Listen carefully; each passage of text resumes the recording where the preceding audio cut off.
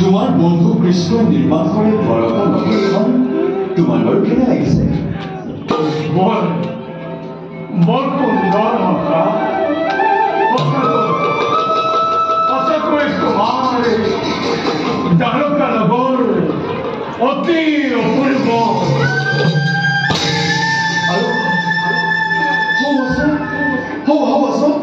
জনাশয়টো কাষত দেখিছানে?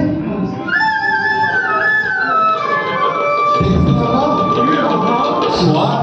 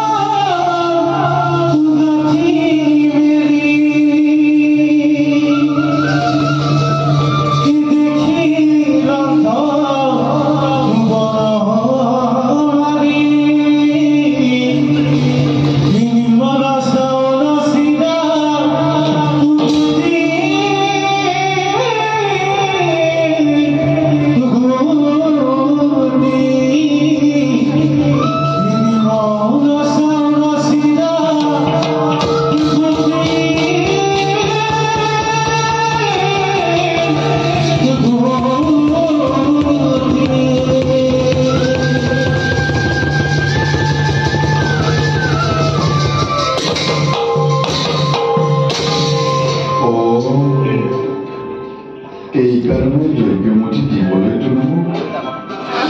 তুমি মোক অতপৰে অস্বীকাৰ কৰিছিলা সখা। এই সামান্য চাউল উঠিলো তোমাক কিদৰে কৰিব তাকে ভাবি মনত লাগিছিল সংকোচ। সামান্য তুমি সামান্য বুলি কোৱাই চাউল মুঠিয়ে মোক যে কিমান আনন্দ দিছে তুমি হয়তো অগা কল্পনাই কৰিব পৰা নাই। প্ৰেম ভাবেদনাই চাউল মুঠি মোৰ বাবে আজি বহুমূল্য ৰত্নৰ সদৃশ।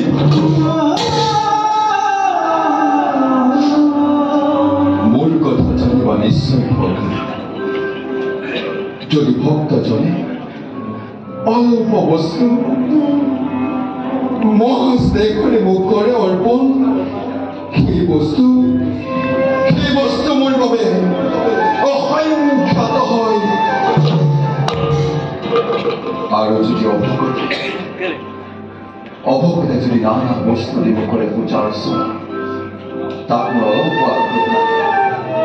গতিকে প্ৰেম ভাবেদনাই চাউল মুঠি সঁচা এয়াই সংসাৰৰ সৰ্বোচ্চ আৰু সৰ্বোত্তম উপহাৰ।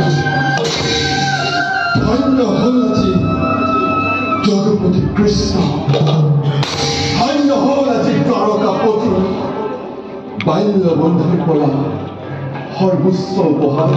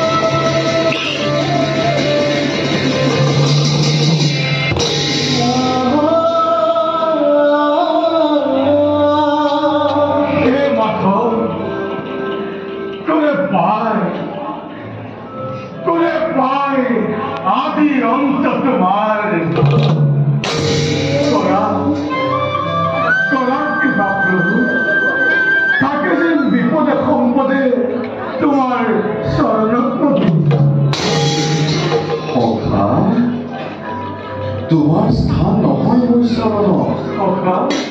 তোমাৰ স্থান ক'ত জানা? ক'ত ৰখা? তোমাৰ স্থান ক'ত? ক'ত ৰখা তোমাৰ স্থান? ক'ত ৰখা? জানানে তোমাৰ স্থান ক'ত? ক'ত ৰখা? তোমাৰ স্থান মোৰ হৃদয়ৰ মাজত।